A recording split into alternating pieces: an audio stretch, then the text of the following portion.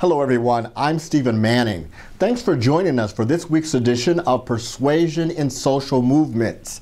Glad you've joined us for an insightful and informative show. Our guest today heads up a men's movement here in the U.S. We'll find out who that is after we take this short break. Stay with us.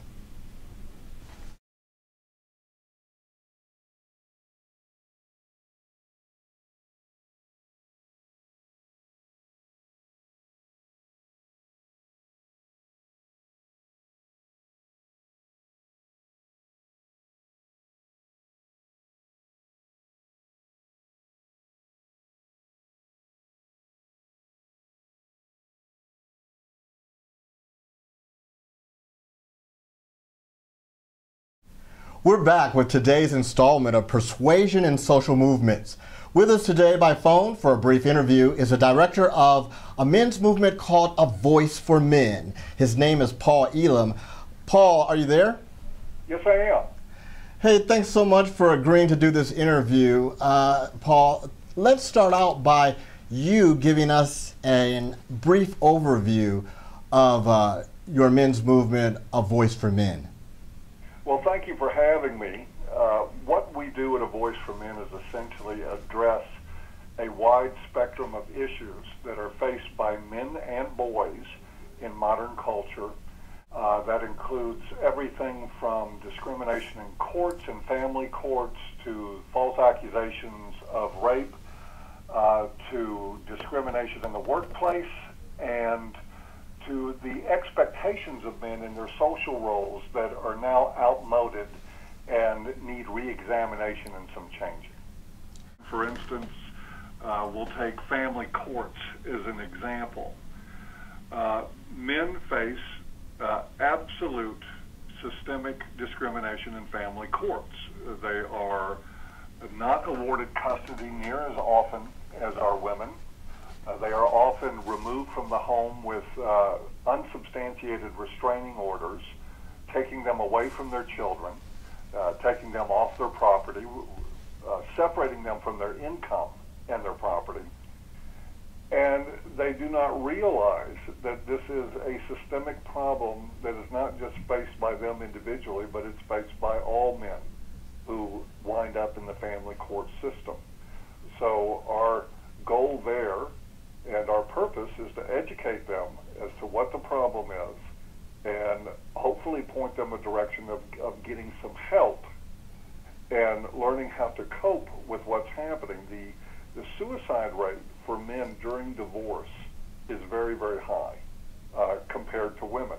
A lot of that, we believe, is related to what's happening in the family court system. So there's a lot of support needed, there's a lot of information needed, and the goals, of course, on the political end is to challenge the culture to start examining what's happening in family courts and making some changes there to programs like default shared custody, that sort of thing.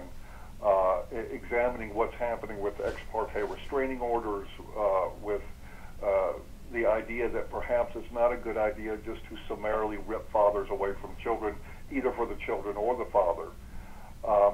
It's a very complicated mess, and that's just one area. That's just the family courts we're talking about.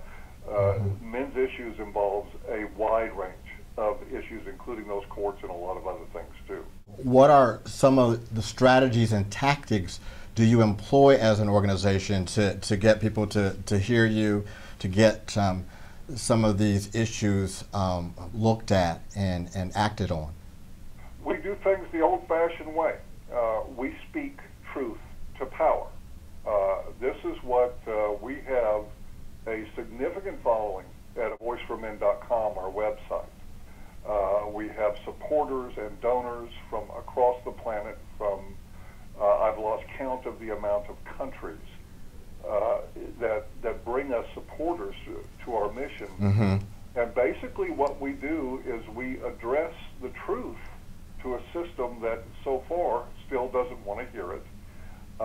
We are very much bold, sort of in your face in our approach in dealing with politicians, in letter writing campaigns to them, in supporting other initiatives that have to do with legislation. But our primary Mm-hmm. mission at avoiceformen.com is one of education. Okay.